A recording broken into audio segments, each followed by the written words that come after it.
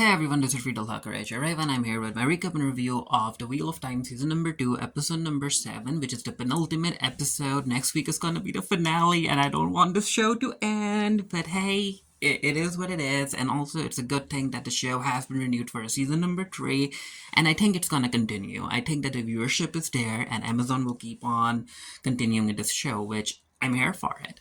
So, episode number 7 actually opens up with a flashback 20 years ago, and we get to see Moraine and Suan. And Moraine is excited to introduce Suan to her family. She talks about her dad, she talks about her sister, but Suan is a bit hesitant, and Moraine is like, What's up, Suan? Because the Aes Sedai were in a war and they were trying to do what they could to help everyone and protect the world and yada yada yada. And Suan is like, you know what, Moraine? I sometimes think about our life outside the tower, what we'll end up doing once we retire and everything. And Moraine is like, what do you see when you think about our future, Suan? And Suan talks about how she wishes to be with Moraine in a bamboo hut and fishing and everything. We have seen these two actually do that in the dream world, kind of, when both of them meet each other and they teleport into Suwan's little cottage and have a life there. And I'm like, oh, that's nice. But then again, it was quite interesting to see how different Moraine was 20 years ago with Suwan, because Suwan wasn't the Emberlyn seat yet, and Moraine hadn't been tasked to find the Dragon Reborn yet. And Moraine was like, you know what, Suwan, that sounds wonderful. I will be your fishwife. So these two end up going to a woman who is basically, I think, kind of a seer, and they end up telling her that, hey, the war is over, but it turns out that the seer ends up having a premonition, and she actually sees Rand's birth. And she's like, yup, the dragon is born again. And she warns Suwan and Moraine to not tell anyone, and that they need to go and find the dragon reborn and guide him and teach him and yada yada yada, prepare the world. So we get to see. So it was nice to see the flashback and how Moraine and Suwan ended up where they are in the present timeline.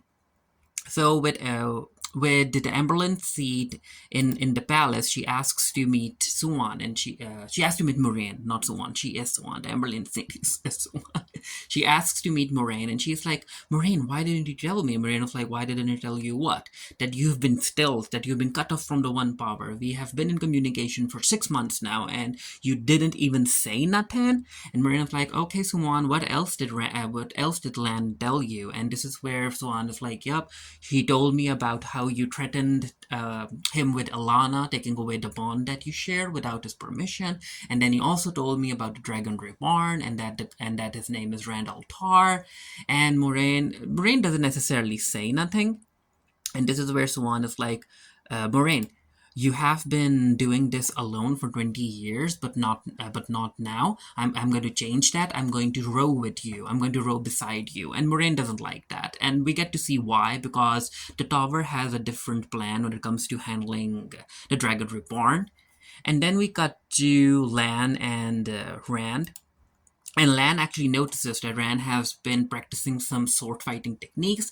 He also recommends a particular technique to him, and then he also tells Rand about the Emberlyn seat, how she's a smart woman, and she's kind of looking out for him. And he advises Rand that whatever happens as a man, whatever happens, he needs to face it on his feet. And yeah, Rand decides to go and meet the Emberlyn seat because he has no other choice. And I really liked the interaction between these two, and there's this thing that happens later on which I also liked, which we'll get to in a bit, because yeah, we get a reveal about, again, how according to the rules that have been in place for 2000 years, there is a specific way you're supposed to handle the Dragon Reborn. Is it right? Is it wrong? We don't know yet. And then we cut to Matt, and he's just walking around the city, and he gets knocked out, and he wakes up. And at first I was like, wait, is he dreaming? Is Lanfear trying to talk to him? And Matt is like, how did I get here? Am I dreaming? Lanfear is like, no, you're awake. You're awake. I'm just checking in, I guess. So I guess she has a plan for Matt, because we do get to see Ishi help Matt realize a lot about his past lives, but we don't necessarily know why Lanfear decided to pay him a visit. So maybe again, Lanfear is planning something against Ishi, and I'm looking forward to seeing what that's about. Then we got to Neanev and the princess, and this is where both of them are still trying to figure out what to do because they need to rescue Egwene, and the princess kind of puts her foot down. The princess is like, okay, so you told me that there's an Ogier traveling here, right? Where he traveled with your friend Baron, so we need to contact him, and she basically tells Nynaeve that, hey, Nynaeve, with how things are moving, I need you to start listening to me. I'm taking the leadership role right now, and Annie was kind of impressed. Then we cut to the Suldam, and the Suldam are basically testing out their Demane because they're testing out the levels of the powers, the potential that they have when it comes to how much power a Demane has.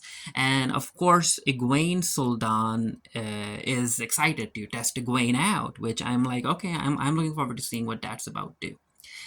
A lot of cuts in this episode. We jump a lot in this episode, and then we cut to Varen, and one of Varen's friends ends up bringing her a map because this map is supposed to be. I think, yeah, it's a map. It's a map about a waygate, which we find out about it later on in the episode. And why do you need an Ogier map of the city? Because they want to find the Waygate. And then we cut to Alana and her two hubbies, kind of. And yeah, they are worried about a Forsaken being in the city, so they have to be alert. And of course, this one is like, hey, I don't trust Varen, so I'm gonna follow her. And this one is like, yeah, we should do that, but we also need to keep an eye out for Lelandrin. We don't know where she is. And Alana is like, you know what? Let's stick together. If there is a Forsaken in the city, I want all of us to fight together. But no, this one goes after Varen, and I think he's gonna track down Lelandrin. Talking about Lelandrin, she decides to pay Moraine's sister and her nephew a visit, and I'm like, ooh, what's going on here?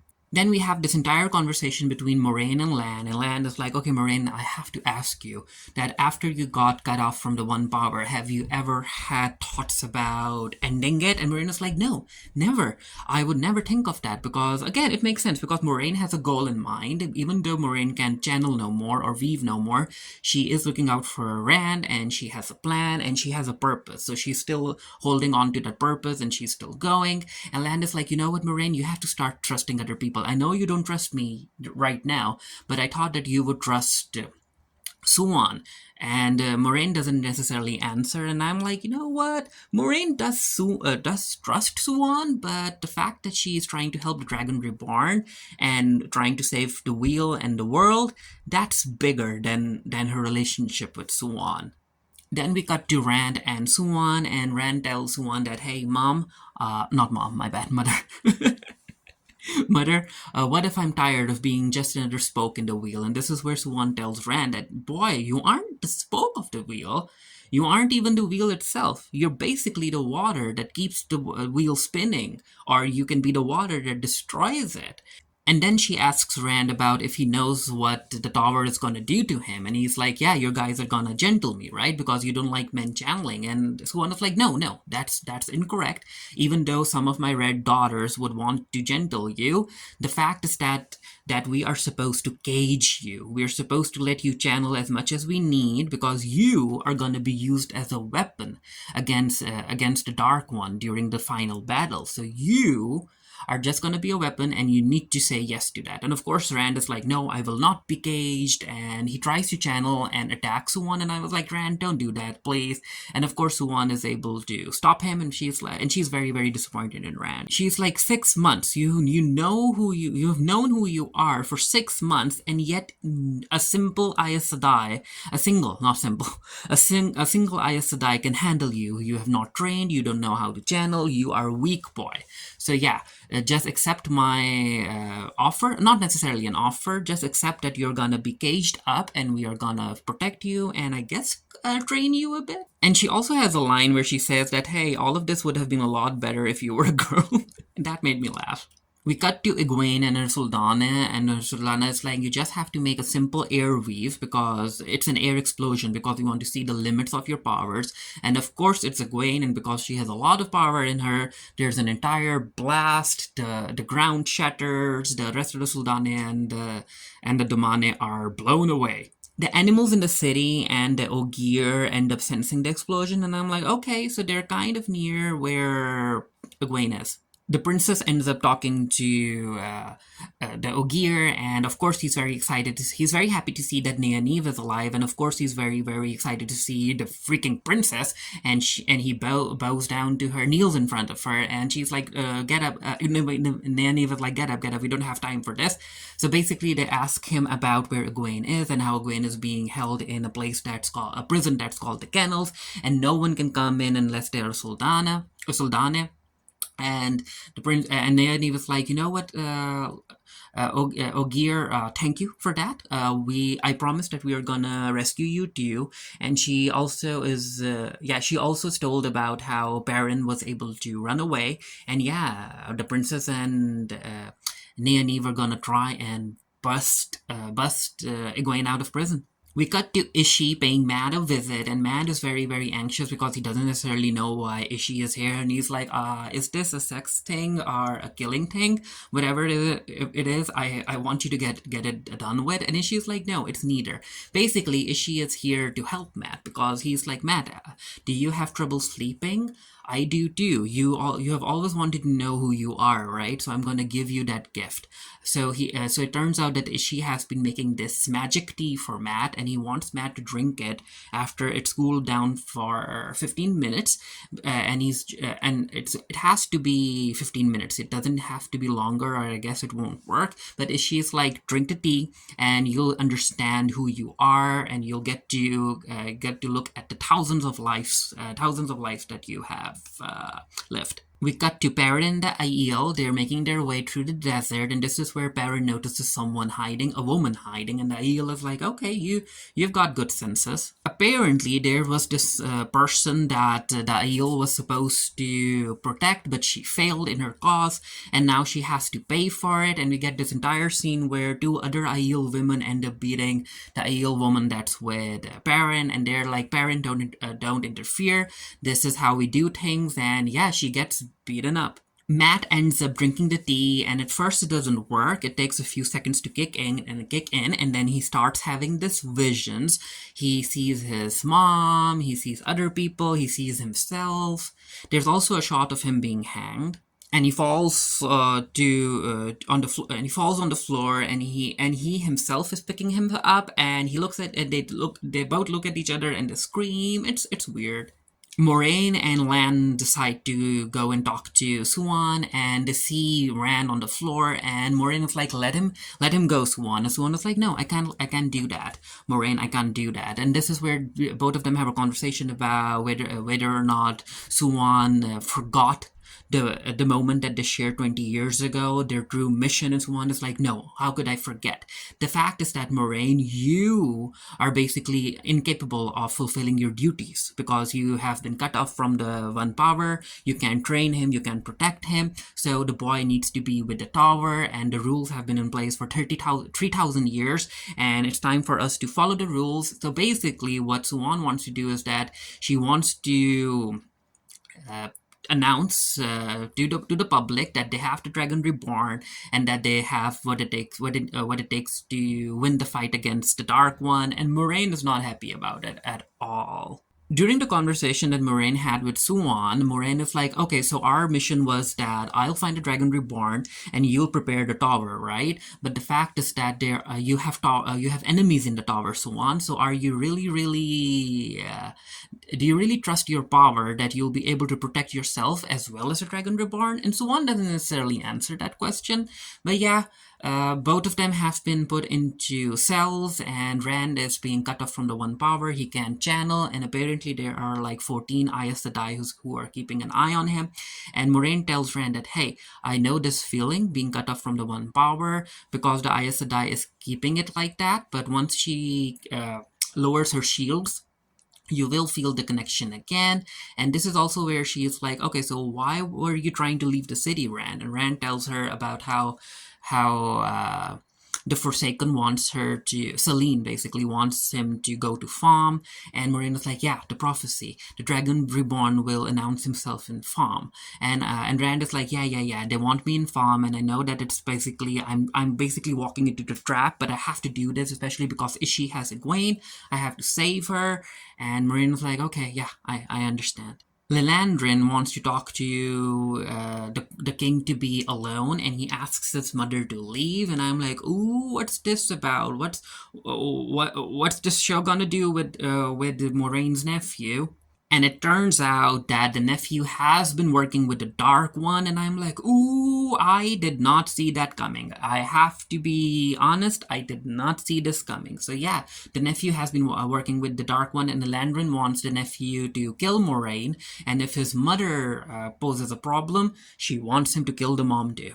And of course, the mom has been listening, and I'm like, yep, you need to do something. You need to do something to protect yourself and your sis. Matt is still reeling from the effects of the tea that he drank, and Ishii is comforting him, and he's like, see, Matt, now do you see? This entire wheel reincarnation thing, it makes no sense. We die, and then we come back, we die again, and we come back, and we have these numerous lives, and it's full of pain and suffering, and I just want all of that to end. I just want to close my eyes and see nothing. And I'm like, okay, Ishii is tired. And he's like, Matt, don't you want that do for yourself? And Matt's like, yeah, tell me how. Rand and Lanfear have a little talk in the dream world, and Rand is like, okay, so the Emerald Seat has me in prison, so I want you to help me. And Lanfear is like, isn't Moraine with you? Couldn't she do nothing? And Rand is like, she might, but come on, Lanfear, are you gonna help me or not? And Lanfear is like, oh, okay, so she sees her past love in him more and more. And Lanfear is like, okay, I'll help you. So she starts walking around in the city, blowing things up. Alana ends up talking to one of her hubbies, and the hubby is like, I miss being together, all three of us, in more peaceful times. I even miss your cousins. And Alana is like, do you really think that we were gonna be facing an army of kittens and not the actual Dark One, huh? We have to do this, and we have to do this together. And I'm like, ooh, this feels like foreshadowing. One of them is gonna die. Lan decides to pay the professor a visit, and he is like, okay, you need to tell me because you can see the weaves of other people, right? So you need to tell me what you see when you look at Moraine. And the professor is like, yeah, I see a weave all coiled up and bunched up still inside of her. So basically, you know what? I'll get to that in a bit. And Land is like, okay, because something, yeah, a light bulb turns on in Land's mind. It's like, okay, I know what I need to do to help Moraine. And the professor is like, okay, so aren't you going to give me the key or nothing? And Land is like, no, I'm not going to give you the key. Did you really think I was going to do that? But then again, maybe he did give him the key before Alana stepped in. I'm not really sure. Perrin and the Aiel are walking, and these two, and then Perrin asks his partner Aiel about what all of that was about when she was getting beaten up, and she tells him that, hey, I wasn't able to fulfill my oath, so I had to pay a price, and the price has been paid. And then she wonders if Perrin is allowed to sleep with other women like that, because I guess one of the women wants to sleep with Perrin, and I'm like, oh, Perrin, everyone wants Perrin. Perrin and the Aiel have made their way to Farm, so yeah, everyone's coming together for the finale, and then we get to see the princess and Egwene. They end up attacking one of the Sultane, and they even put a collar on her, so I guess they're going to use that particular Sultane to get into the kennels and save Egwene. We have this entire scene between Egwene and her Sultane, and she's cleaning her up, and she's like, Egwene, I understand why have you been fighting me, because you don't understand why you're even here. So she explains about how they're supposed to work together in order to fight the Dark One, and how her mistress wants everyone to be under the light, and yada yada yada. And she's trying to befriend Egwene, and I think she really looks at her as a prized possession, as a prized pet, and she wants to do good by her, but in her own way. Like, don't get me wrong, she still isn't a good person. She is still she's still evil and everything, especially because of the way that she's enslaved Egwene and how this entire Damane thing works. And she's like, Egwene, you'll stand with me, right? You'll fight with me. And Egwene is like, Rena, her name is Rena. There's only one thing I want to say to you, and it's that I will kill you. And I'm like, yes, yes, that's the Egwene I want to see. I want Egwene to kill Rena. I want to see it. Rena leaves and without saying nothing. At first, I was like, is she gonna attack Egwene? But no, she just stands up and she leaves. We cut to Moraine's nephew, and yeah, he's gonna do it. He's gonna kill Moraine. So he walks to her cell. He walks in. The cell is empty, and it turns out that his mom planned all of this. And he's like, "Mom, don't do this. Don't do this." Moraine doesn't care about you. She doesn't care about anyone. She doesn't care about the family. She'll even ignore you. And his mom is like, you know what? All of that may be true, but there's one thing that my sister understands far better than anyone else, and it's the difference between right and wrong. And she even realizes that when it comes down to it, sometimes doing the right thing is the hardest. And yeah, I'm like. Moraine's own sister did that. She knew that she had to stop her only son, even though if it was hard for her, she had to stop him, and she did. Because if that man ended up being the king, especially after because he was working with the Dark One, ooh, it would have been bad. Varen walks in and she ends up telling the Aes Sedai, who's been keeping an eye on Rand, that Suwan wants her up top to help with all of the attacks that are happening in the city, and that it's an order. And I'm like, ooh, so did Varen just lie, even though she's an Aes Sedai, or maybe she found a loophole? I don't know. So yeah, she takes the weave around Rand from this particular Aes Sedai, and yeah, she releases Rand, and she's like, Rand, you need to get out of the city. And this is where we find out about how there's a waygate inside the city and how other families built around it or built on top of it, and that the waygate is marked on the map, and Moraine needs to take Rand, and they need to leave right now because there's a Forsaken in the city. We get this scene where Suwan ends up linking with the rest of the Aes Sedai to summon rain from the sky to extinguish the fires around the city. And I'm like, okay, that's a nice scene. That's a nice little scene. And then the Aes Sedai who was keeping an eye on Rand, she walks in and she's like, you needed me? And she's like, if I'm here and you're here, then who's flying the plane? She doesn't say that, but basically she's like, who the heck is keeping an eye on Rand? But yeah, this is where she realizes that, yep, she's been played, and Rand and Moraine have escaped. They go to the place where the waygate is supposed to be, and Moraine tells Rand to open the waygate, and Lan is like, no, you'll open it, Moraine. And she's like, what the heck are you talking about? And then he asks Rand to look at Moraine with his one power and tell them what he sees, and he ends up doing that, and he actually sees the knot tied around Moraine's chest, and how the weave is still there, the connection to the one power is still there, but it's all tied up. And Moraine is like, oh, what does that mean? And then Lan explains to Moraine that there are legends and lore about the Forsaken's power, but it turns out that not a single Forsaken is strong enough to cut an Aes Sedai from the one power.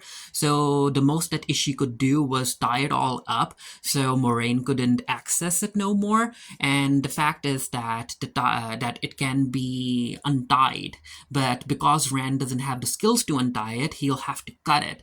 And Rand is like, do you think that I'm ready for this? Moraine's like, yeah, you're ready. I trust you. And yeah, that's what Rand does. He ends up cutting the tied up knot, and Moraine is able to channel again. Moraine then ends up using her power to open the waygate, and it's so nice to see her being able to channel again. She's so happy about it. But before they can leave, Suwan enters, and she ends up blocking Rand from the one power again, and she just basically waves her hand and knocks Lan out. Suwan is like, you lied to me about being stilled. And Mariel's like, no, it's not that. I would never lie to you. But I need to do this, Suwan. And Suwan is like, no, I won't I won't allow you to do this. You failed at the eye of the world. That's why we're in this mess. So you won't be able to take Rand through the waygate. Close the waygate, Moraine. And Mariel's like, no, Suwan, I won't. And this is where Suwan reminds Moraine about the oath that she made, tied by the one power. It is unbreakable. And Moraine's like, Suwan, please don't make me do this, please. And I really like this entire scene, especially because of the history that these two women share and how they're in love with each other. But at this moment, they are basically seeing they aren't seeing eye to eye. They're at very different places when it comes to how they need to handle Rand to protect the world. And yeah, Suan is like, don't make me do this, Moraine. Moraine's like, Suan, if you ever loved me. But no, Suan is like, Moraine, I Aes Sedai, I order you to close the way gate. And we get this scene where Moraine is literally forced by the One Power to close the Waygate because, again, she cannot break the oath. And I'm like, oh wow, Swan. She just got back access to her powers and now you're forcing her to use them against her will? Wow. But yeah, Moraine is able to close the Waygate and I'm like, ooh, these two are gonna have a conversation if it ever comes to it. Will they apologize? I don't know. Lanfear walks in and Maureen is like, Suan, don't. She's too strong. But Suan doesn't listen to her. She weaves weapons in order to attack Lanfear. And I was like, oh, she better not die. The last thing I need is Suan dying in front of Moraine. I don't need that. But thankfully, Lanfear doesn't do it. She basically just knocks Suan out of the way. She's on the ground. She is hurt. She's bleeding from the forehead, from her nose. And Lanfear is like, okay, let's go. And there's this scene where Lanfear is like, Rand, I told you that if I ever see you around Moraine again, I will kill Moraine. And Rand is like, no, you won't touch her. And again, Lanfear is like, ooh, you're turning into Lewis day by day. And then they all walk. Lanfear basically opens the portal with a snap of her fingers, the Waygate. And she's like, okay, let's go, people. And she's also like, you know what? It's kind of lucky that a broken Amberlin seat is more useful to me than a dead one. So yeah, she also spares Suwan's life for some reason. So everyone goes through the Waygate, and the last one to go is Moraine because again, she's like, should I go and help Suwan or should I go and help Rand? And again, Moraine, what Moraine is doing right now, it's bigger than her, it's bigger than her relationship with Suwan, it's bigger than everyone else. So, of course, even though Suwan tells Moraine not to go, she pleads for her to stay. Moraine goes through the Waygate. And we get a little flashback 20 years ago when both of these women were happy. And yeah, things have changed. Things have changed in a big way. With Moraine and Suwan giving each other one final look, Moraine walks through the Waygate while Suwan bleeds on the ground, and yeah, this is where the episode ends. And for the penultimate episode, I really enjoyed it, even though we kind of jumped way too much between characters. But hey, I'm looking forward to the finale. Everyone is coming to the same place to farm, and I think Rand is gonna be announced to the Dragon Reborn, and then we'll get to see what Lanfear has planned. I think she's going to find a way to use him against Ishi. Let's see. But then again, Matt's there too. Let me know what you thought of the episode down in the comment section below. And until next time, stay happy, stay safe, stay blessed. See you guys later.